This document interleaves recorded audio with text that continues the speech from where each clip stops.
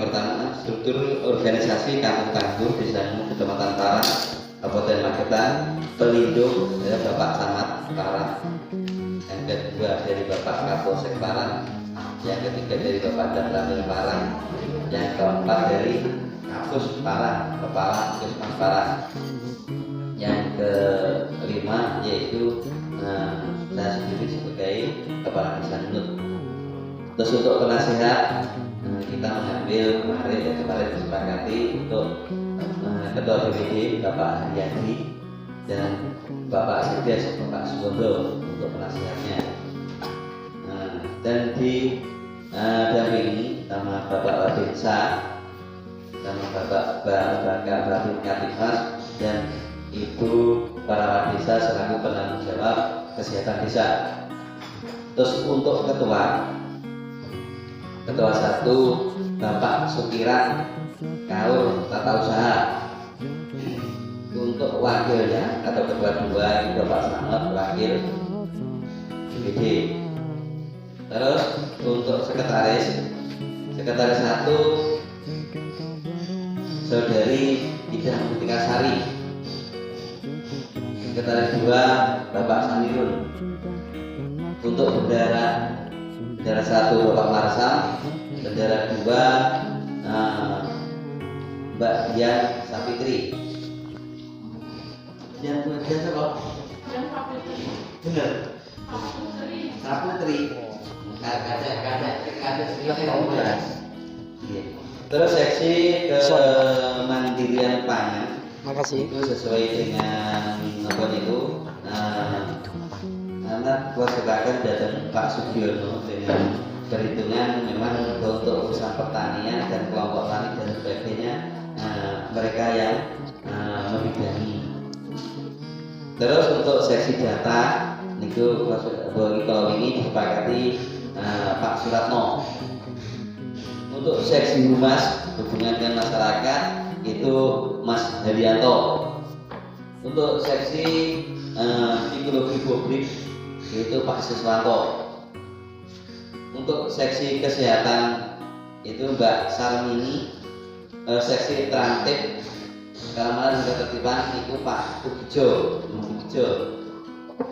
Seksi sarana dan prasarana Pak Surabi. Seksi evakuasi Mas Sugiyato, sopir siaga. Itu untuk melalui ini apa seksi ini ada seksi 1, seksi 2 atau gimana Pak Hari, atau cukup seperti ini mungkin ada seksinya seksi 1, seksi 2 yang ini. Mewakili dari Bapak Kapolsek terkait persiapan dengan dibentuknya Kampung Tangguh. Sebelum saya lanjutkan terkait Kampung Tangguh, sebenarnya ini programnya dari Jawa Timur, ini mengadopsi dari Kabupaten Malang, Kota Malang, akhirnya diadopsi oleh Pemprov Jawa Timur yang melibatkan Polda, Polda sama Pemprov yang satu Kodam. Akhirnya disetujui untuk Kampung Tangguh yang ada di Malang diadopsi oleh Jawa Timur dan diteruskan lagi dengan adanya Kampung Tangguh turun ke tingkat kabupaten, dan tingkat kabupaten diturunkan lagi ke tingkat kecamatan. Kampung Tangguh ini dibentuk bertujuan apa? Yang pertama, supaya desa yang dibentuk Kampung Tangguh itu siap segalanya, baik dari segi pangannya, baik dari segi kesehatannya, baik dari segi SOP tentang penanganan terkait COVID-19.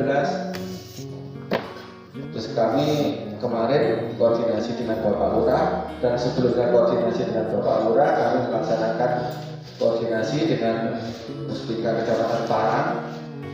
Kita pilah-pilah desa mana yang sekiranya sudah masuk kriteria terkait Kampung Tangguh. Akhirnya kita koordinasi, kita pilah-pilah Akhirnya kita menyasarnya ke desa Unut. Apa kok yang disasar desa Unut?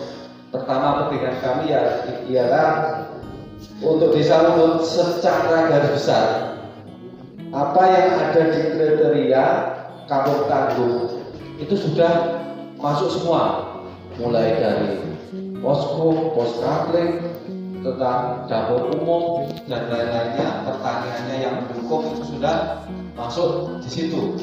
Makanya kita mengambil inisiatif dengan Bapak Kapolsek.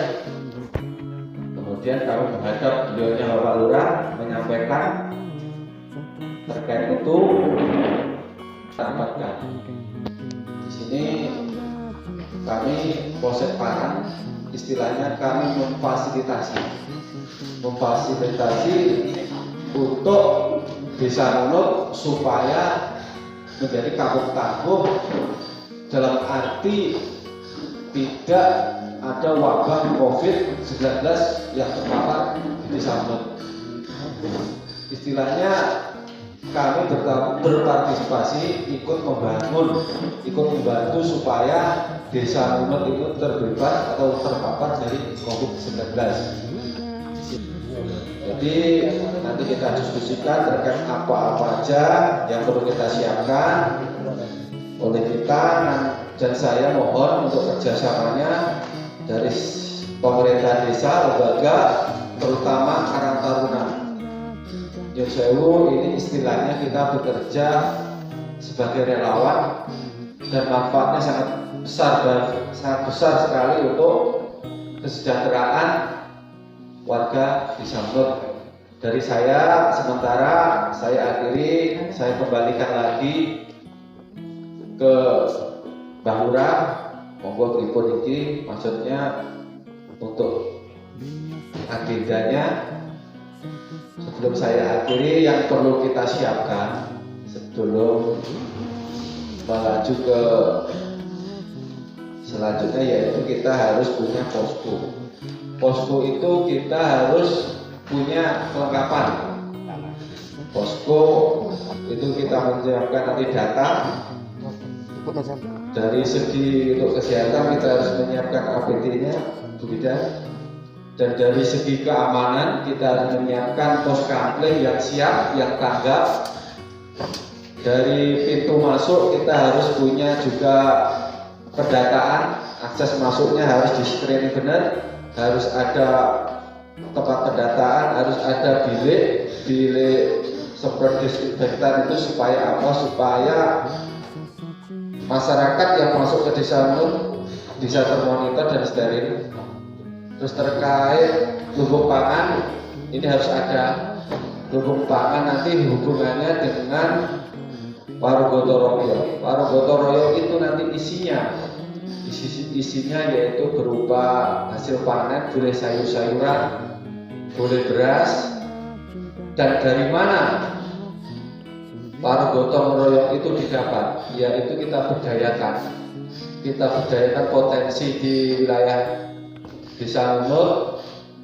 Mungkin yang punya panenan sawi, punya panen sayur, padi bisa ditempatkan di warung gotong royong itu.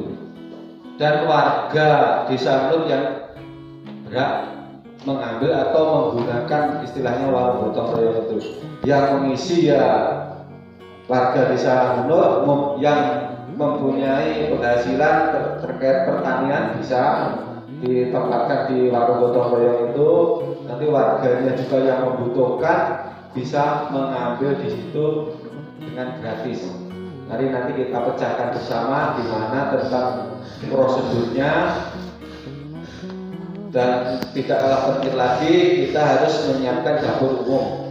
Terkait dapur umum itu alhamdulillah Mbak Lurah Unut kemarin sudah bisa mengelola, dan ini istilahnya untuk dapur umum ini kita sifatnya menyiapkan peralatannya. Apabila suatu saat nanti di wilayah Unut ada yang terpapar sampai lockdown, kita bisa memanfaatkan dapur umum tersebut. Dari posko nanti semua data-data kami siapkan Mbak Lurah terkait kelengkapannya. sementara itu dulu dari kami, dan saya berharap kepada tokoh pemuda di sini untuk ikut andil. Pada 31 Mei kemarin kita sudah melaksanakan, sebenarnya itu kita laksanakan, dokumennya juga sudah ada, tetapi belum dilonseng gitu. Nah, ini belum dilonseng. Terus akhirnya kemarin tanggal Jumat itu dari Bapak Kapolsek kami sebenarnya kami mau menghadap bagi Pak Kapolsek dan dari Lurah dan Lurah belum berusaha untuk sebetulnya bekerja di Buting Cilik. Ternyata Pak Kapolsek itu sudah tersebut koordinasi di rumah dengan beri Pak Kapolsek kita agar bisa ini mau dijadikan bagi contoh sebagai kampung Nusantara. Nah, terus untuk itu seperti apa yang disampaikan oleh Bapak Hari Kepala tadi, bahwasanya kita harus menyiapkan sesuatu yang untuk apa itu seperti posko untuk perlengkapan dari kampung itu sendiri. Di antaranya kalau kita melihat kilas balik dari data yang dikirim oleh Bapak Hari kemarin itu bahwasanya ada lumbung pangan Mas Yeli, terus ada beli ladang ataupun tanaman apa itu sayur-sayuran untuk persediaan, terus ada saja tanaman padi, semuanya di desa kita ada. Terus untuk kandang ayam juga ada, terus ada kolam ikan juga ada. Jadi katanya Pak Kapolsek kemarin kalau mengambil bagi meletakkan kegiatan kita itu tidak akan banyak sing bagi mengada-ada, jadi sudah ada adanya itu. Terus akhirnya kan bagi harus penanganan khusus. Nah itu kita juga sudah harus siap di situ. Muga-muga ning Indonesia ora kaya Wuhan ngoten lho. Nggih to? Nggih, niki tujuan utamanya niku. Terus nanti untuk itu kita diharuskan untuk membuat struktur organisasi kampung tangguh. Jadi nanti dia sudah ngengkreni, nanti tinggal kami bacakan. Kalau nanti setuju monggo, kalau tidak setuju nanti bisa dirubah itu. Terus untuk yang lain mungkin ini sebagai awal, misalnya untuk awal pembentukan ini nanti mungkin minggu depan itu mengumpulkan dalam jumlah yang banyak. Nanti untuk pertama sosialisasi kegiatan, yang kedua nanti untuk menentukan arah pelaksanaan atau Mas Heri gitu. Ini bagi wonten Bapak Ketua BPD ataupun yang wakili ada sepatah kata kaitan dengan ini, monggo Bapak disampaikan. Mendapatkan itu agak telat, baru kejadian kita baru mendapatkan berita.